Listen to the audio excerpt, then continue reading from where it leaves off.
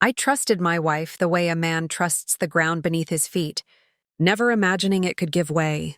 We had been married 7 years, built a life that looked solid from the outside, shared routines, shared friends, shared ambitions. When she encouraged me to take a sensitive project at work, saying it would lead to a promotion, I believed she was proud of me. I didn't know she was quietly laying the first stone of my disappearance. The accusations came suddenly. Financial fraud, misuse of company data, secret accounts traced back to my credentials. I was stunned, scrambling to understand how my name was attached to crimes I hadn't committed. My wife stood beside me in those early days, hand on my arm, eyes full of concern. I didn't see the calculation behind her tears.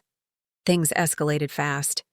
Internal investigators arrived, then the police, and suddenly I was being followed, questioned, watched. One night, after being told to stay available for further inquiry, I realized my phone had been wiped and my access to everything, bank, email, work, was gone. Even my wife was unreachable. By morning, I officially failed to appear, and by evening, I was labeled a fugitive. I didn't plan to disappear, but survival forced my hand. Someone was trying to erase me, and every official door was closing in my face. I left the city with nothing but cash I'd hidden years earlier and a fake name I barely answered to. As days turned into months, my old life began to feel like a story I'd once heard about someone else. News traveled slowly, but I learned enough to know the damage was complete. My wife had filed for divorce, claimed emotional abuse, and testified that I had been secretive and volatile. At work, she was praised for cooperating fully and was even promoted.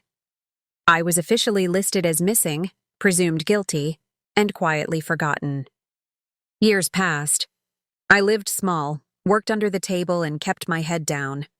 But I never stopped thinking, never stopped replaying every conversation, every glance, every moment I had ignored. Eventually, I found a pattern: accounts, transfers, signatures that didn't match my habits.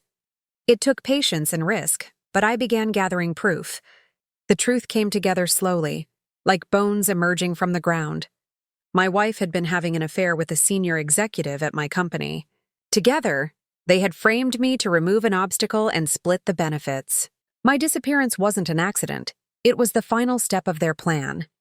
When I contacted a lawyer years later, even I was surprised by how calm my voice sounded. The case had gone cold, but evidence has a way of warming things up. Authorities reopened the investigation quietly, and this time they listened to me. Walking into the courtroom felt unreal. I was no longer a ghost or a headline from the past. I was a witness.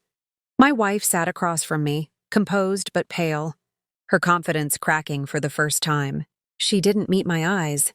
I testified for hours, laying out the trail she thought no one would ever follow. The fake emails, the planted access logs, the financial transfers routed through accounts in my name. With each detail, her carefully built story collapsed. When the verdict came, I felt no triumph. Only a deep, steady release, like finally exhaling after years of holding my breath. She was convicted, not just for the setup, but for perjury and conspiracy. The man she betrayed me with went down too. I didn't get my old life back. Some things don't return once they're buried. But I reclaimed my name, my truth, and my place in the world. And that was enough to stop being missing, even if the scars remained.